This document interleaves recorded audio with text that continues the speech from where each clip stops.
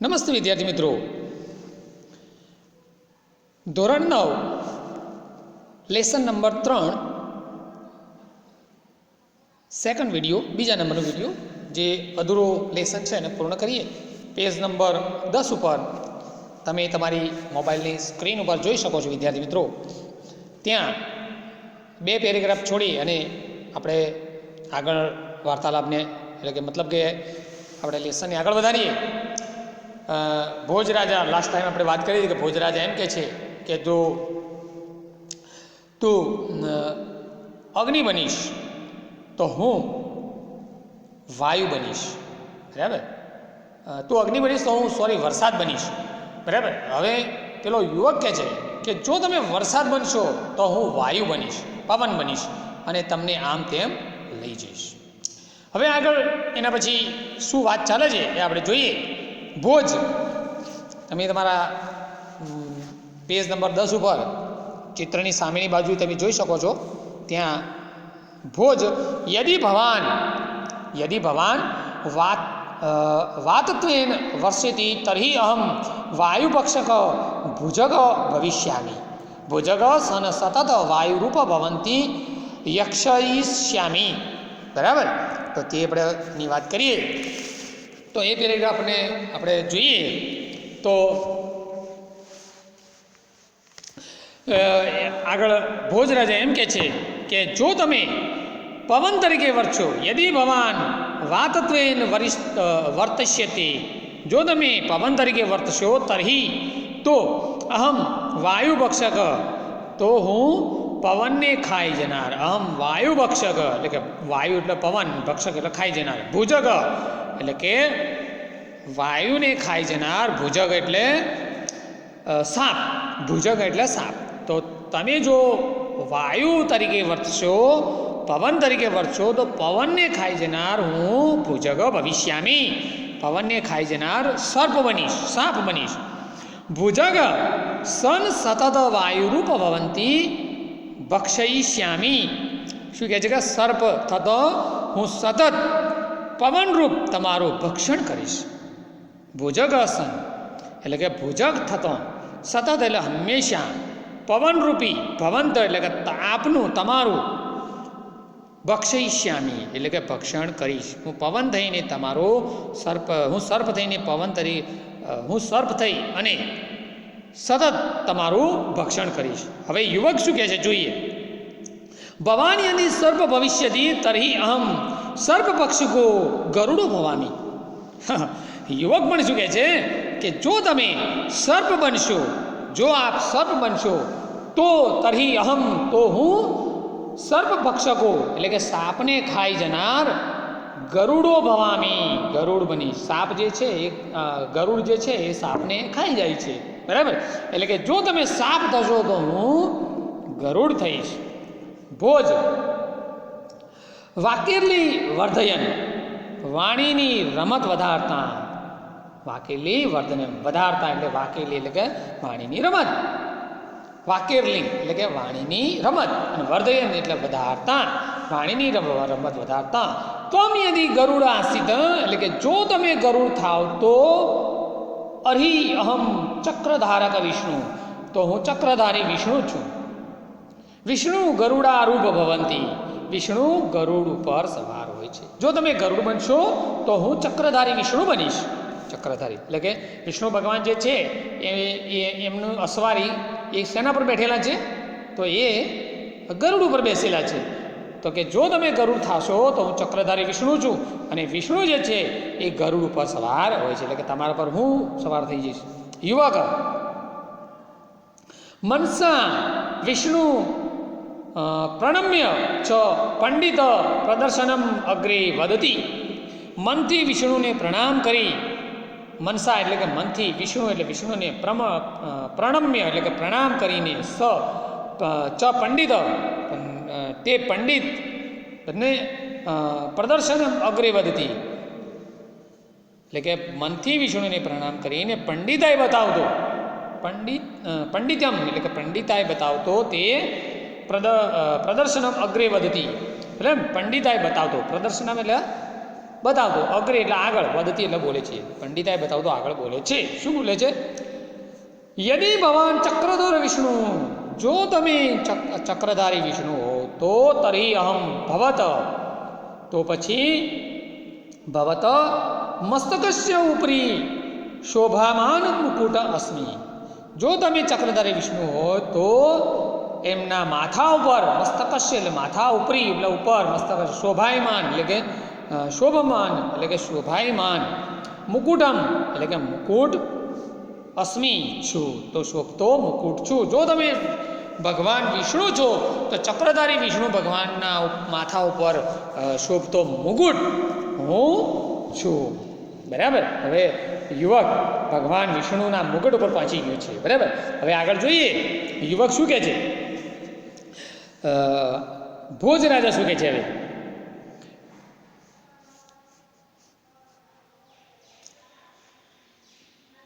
હવે મુકુટ સદા મસ્તકસ્ય ઉપરી સંતિષ્ઠિ, એટલે કે મુકુટ હંમેશા મસ્તકની ઉપર જ રહે છે. એ છેલ્લું વાક્ય બાકી હતું. હવે ભોજરાજા શું કહે છે? શું કહે છે? યુવકસ્ય પંડિતત્વ અનુભવે, એટલે કે યુવકની પંડિતાય અનુભવીને, અનુભવી એટલે કે અનુભવીને, પંડિતત્વ એટલે કે પંડિતાય, અને યુવક હશે એટલે કે યુવકની પંડિતાય અનુભવીને તરી મુકુટસ્ય ઉપરી શોભાયમાન પુષ્પહમ, તો જો તમે મુકુટ બનશો તો હું મુકુટની ઉપર શોભતું પુષ્પહમ ફૂલ છું. જો તમે મુકુટ બનશો તો મુકુટની ઉપર શોભતું ફૂલ જે છે એ હું છું. બરાબર. એવા અહમ, એમ હું અધુના તવોપરી સ્થાસ્યામી, એ તેવી રીતે હું હંમેશા તમારી ઉપર જ રહીશ. અધુના તવોપરી, તમારી ઉપર સ્થાનસ્યામી, તમારી ઉપર જ તમારું સ્થાન રહેશે. જો તમે મુકુટ બનશો તો મુકુટની ઉપર રહેલું ફૂલ, શોભતું ફૂલ જે છે એ હું બનીશ. બરાબર. અને એમ હું હંમેશા તમારી ઉપર જ રહીશ. યુવક આગળ શું કહે છે જોઈએ. ભવાન યદિ પુષ્પ ભવંતી, જો આપ ફૂલ થાવ તો તર્હિ અહમ ભ્રમરો ભૂત્વા, તો પણ હું ભ્રમર થઈને તવ પુષ્પોરપી સ્થાનાશી, તમારા ઉપર ફૂલની જેમ, તમારા ઉપર એટલે કે ફૂલની ઉપર જ રહીશ. જો તમે ફૂલ થશો તો હું ફૂલની ઉપર બેસનાર ભ્રમર થઈને તમારી ઉપર જ રહીશ. હવે આગળ જોઈએ શું કહેવા માગે છે. બરાબર. તો જો તમે ફૂલ થશો તો ફૂલની ઉપર રહેલો હું ભ્રમર થઈશ, એમ કહે છે. બરાબર. હવે જોઈએ ભોજરાજા શું કહે છે. ભોજરાજા એવમ ભવાન દ્વિરેફ અર્હિ તરમ સૂર્ય, જો તમે દ્વિરેફ એટલે ભમરો, ભવાન એટલે આપ, જો તમે ભમરો થશો તો તરહિ તો અહમ એટલે કે હું સૂર્ય છું. જો તમે ભમરો થશો તો હું શું થઈશ? સૂર્ય થઈશ. જો તમે ભમરો થશો તો હું સૂર્ય થઈશ. પુષ્પસ્ય અંત સ્થિત ભ્રમર સૂર્યાત કાલે બંધી ભવતી, એટલે કે શું કહે છે? સૂર્ય જે ભમરો જે છે એ ભમે તો છે પણ એ દિવસના પ્રકાશમાં, એટલે કે સૂર્યના પ્રકાશમાં, સૂર્યનો પ્રકાશ બંધ થઈ જાય એટલે ભમરો કોઈ પણ ફૂલની અંદર બંધ થઈ જાય છે. એટલે કે જો તમે ભમરો થશો તો હું સૂર્ય થઈશ. બરાબર. અને આગળ શું કહે છે? પુષ્પશ અંત સ્થિત ભ્રમર સૂર્યસ્ત કાલે બંધી ભવતી, એટલે કે ફૂલની અંદર રહેલો ભમરો સૂર્ય અસ્ત થતો, સૂર્યાસ્ત કાલે એટલે કે સૂર્ય અસ્ત થતો બંધી ભવંતી એટલે કે કેદ થાય છે. જો તમે ભમરો બનશો પણ હું સૂર્ય બનીશ એટલે કે સૂર્ય આત્મી જશે તો ભમરો શેમાં? ફૂલમાં બંધ થઈ જશે. અહમપી ત્વા બંધન કરીશ્યામી, હું પણ તમને કેદ બનાવીશ. એ રીતે હું તમને કેદ બનાવીશ. જો તમે ભમરો બનશો તો હું સૂર્ય બનીશ, અને સૂર્યનો નિયમ છે કે સૂર્ય અસ્ત થઈ જાય એટલે ભમરો જે છે ફૂલની અંદર બંદી બની જાય છે. એ રીતે હું તમને ફૂલની અંદર બંદી બનાવીશ, કેદી બનાવી દઈશ. યુવક અહો ભવાન સૂર્યસ્ત હિ અહમ મહાપ્રભાવી રાહુ, એટલે કે વાહ, અહો એટલે વાહ, ભવાન સૂર્યસ્ત હિ અહમ મહાપ્રભાવી રાહુ, જો તમે સૂર્ય બનશો તો હું મહાપ્રભાવી રાહુ બનીશ. જો તમે સૂર્ય બનશો તો હું મહાપ્રભાવી રાહુ બનીશ. રાહુસ્તુ સૂર્ય ગ્રસસત્તિ, એટલે કે રાહુ જે છે એ સૂર્યને પણ ગળી જાય છે. રાહુ એક એવો ગ્રહ છે કે જે સૂર્યને પણ ગળી જાય છે. જો તમે સૂર્ય બનજો તો હું મહાપ્રભાવી રાહુ બનીશ. અને રાહુ જે છે એ સૂર્યને પણ ગ્રસે છે, એટલે કે ગ્રહે છે, મતલબ એની આડે આવે છે. બરાબર. ભોજ રાજા શું કહે છે? કિંચિત ઉચ્ચે, જરા ઊંચા સાદે. કિંચિત ઉચ્ચે એટલે જરા ઊંચા સાદે શું કહે છે? ભવાન રાહુશ્ચેત અહમ રાહુ રૂપામ તુભ્ય દાનમ આસ્યામી. જો તમે રાહુ બની જશો તો હું રાહુ રૂપે રહેલા તમને દાન આપીશ. એટલે કે રાહુ ગ્રહ એટલે આપણે શું કરીએ છીએ? એ ગ્રહણ થાય એટલે ગ્રહણમાંથી છૂટવા માટે આપણે દાન આપીએ છીએ કોઈ પણ માણસને. એટલે કે જો તમે રાહુ રૂપી છો તો હું તમને દાન આપીશ. શું આપીશ? દાન આપીશ. એટલે તમે એ રીતે થઈ જશો. દાન ગ્રહેણ તવાય ગર્વ નિશ્ચયેન શાંત ભવસ્તિ. દાન લેવાથી, દાન ગ્રહેણ એટલે કે દાન લેવાથી, તવાય એટલે કે તમારો, ગર્વ એટલે કે અભિમાન, નિશ્ચિતેન એટલે કે નિશ્ચિત સ્વરૂપે, દાન લેવાથી તમારો આ ગર્વ નિશ્ચિત સ્વરૂપે શાંત ભવિષ્યથી, તમારો ગર્વ જે છે એ શાંત થશે. બરાબર. દાન લેવાથી તમારો જે ગર્વ જે છે એ ચોક્કસપણે શું થશે? શાંત થશે. હવે ભોજ રાજા શું કહે છે? યુવક શું કહે છે? વિહસ્ય ચાતુરેણ એટલે કે હસીને ચતુરાઈથી. વિહસ્ય એટલે હસીને, બરાબર. અને ચાતુરાઈ એટલે ચતુરાઈથી. યુવક હસીને ચતુરાઈથી શું કહે છે? યદિ ભવાન દાની તર્હિ અહમ સંતુષ્ટ.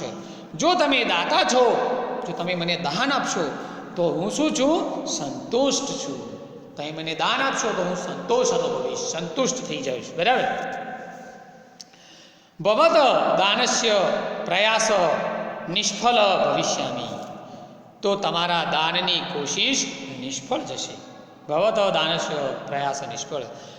આપણે કોને દાન આપીએ? જેને જરૂર છે ને. બરાબર. આપણે ભિખારીને કે કોઈ પણ હોય એને આપણે આપીએ છીએ અને એ લે છે. પણ આપણે જ્યારે કોઈ માણસને આપીએ અને માણસ લે જ ને, તો બરાબર. આપણે કોઈ માણસને આપણે દાખલ કે ખાઈને બેઠો છે ધરાઈને કમ્પ્લેટ, બરાબર, અને આપણે એને કહીએ ભાઈ ખાવા ચલો, તો એ માણસ ખાશે? શું કહેશે કે ભાઈ હું તો ખાધું છે, મારે હવે ખાવું નથી. એમ તમે કોઈને દાન આપશો પણ એ દાન લેવાની બિલકુલ ના જ પાડે તો, બરાબર. કારણ કે હું સંતોષ અનુભવીશ. અહીંયા યુવક ભોજ રાજા કહે છે કે હું તમને દાન આપીશ. જો તમે રાહુ બનશો તો હું તમને દાન આપીશ. બરાબર. તમે ગ્રહશો તો હું તમને દાન આપીશ. એટલે પેલો યુવક શું કહે છે કે જો તમે દાન આપશો તો હું સંતોષ અનુભવીશ. બરાબર. શું કરીશ? જો તમે દાન આપશો, તમે દાતા છો તો હું સંતોષ આપીશ. અને એ રીતે તમારા દાનની કોશિશ શું જશે? નિષ્ફળ જશે. તમે મને દાન આપી શકશો નહીં. બરાબર. હું સંતોષ અનુભવીશ કે ભાઈ મારે દાન જોઈતું નથી, મને સંતોષ છે. તો પછી તમારા દાન આપવાની જે કોશિશ જે છે એ નિષ્ફળ જશે. યુવક વિહસ્ય ચતુરેણ એટલે કે જરા હસીને ચતુરાઈથી શું કહે છે? યદિ ભવાન દાની હસી તરહમાં સંતુષ્ટ. જો તમે દાતા થશો તો હું સંતુષ્ટ છું, સંતોષ અનુભવીશ. ભવત એટલે કે તમારા દાનસ્ય પ્રયાસ, તમારા દાનની કોશિશ નિષ્ફળ ભવિષ્યથી, તમારા દાનની કોશિશ જે છે શું જશે? નિષ્ફળ જશે. સર્વત એટલે કે સર્વ રીતે અલુપ્ત અહમ ભવત દાન ન ગ્રહિષ્યામી. સર્વ રીતે નિર્લોભી, નિર્લોભી એટલે કે લોભ વગરનો, બરાબર. અલુપ્ત એટલે લોભ વગરનો, નિર્લોભી, બરાબર. સર્વત્ર નિર્લોભ એટલે કે સર્વ રીતે નિર્લોભી. અહમ ભવત એટલે કે હું તમારું, દાનમ એટલે કે દાન, ન ગ્રહિષ્યામી લઈશ નહીં. હું સર્વ રીતે નિર્લોભી એવો હું તમારું દાન લઈશ નહીં.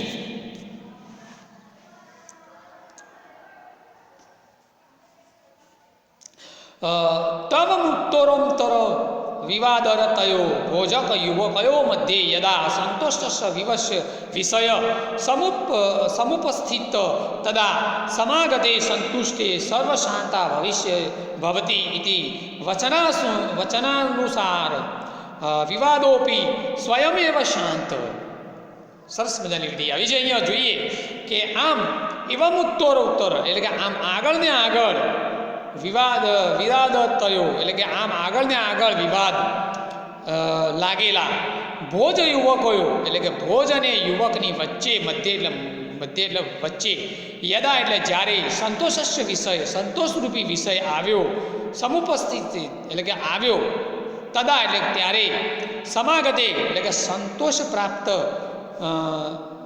સમાગતે સંતોષે સર્વ શાંતિ ભવતી એટલે કે સંતોષ પ્રાપ્ત થતો બધું શાંત થાય છે. બરાબર, એટલે કે જ્યાં સંતોષરૂપી વસ્તુ આવી જાય, સંતોષરૂપી ધન આવી જાય છે, ત્યાં બીજા કોઈ ધનની કે બીજી કોઈ અપેક્ષા રહેતી નથી. એટલે કે આગળ આનું શું થાય છે કે જેમ આમ આગળ ને આગળ વિવાદમાં લાગેલા ભોજ અને યુવકની વચ્ચે જ્યારે સંતોષનો વિષય આવ્યો ત્યારે સંતોષ પ્રાપ્ત થતો બધું શાંત થઈ જાય છે. એમ વચનાનુસાર વિવાદોપી સ્વયમેવ શાંત, એમ વચનાનુસાર વિવાદ પણ પોતાની મેળે જ શમી ગયો. એમ વચન અનુસાર વિવાદ પણ પોતાની મેળે જ શું થયો? શમી ગયો. બરાબર. અંતે, અંતે એટલે છેવટે, છેલ્લે અંતે શું થાય છે?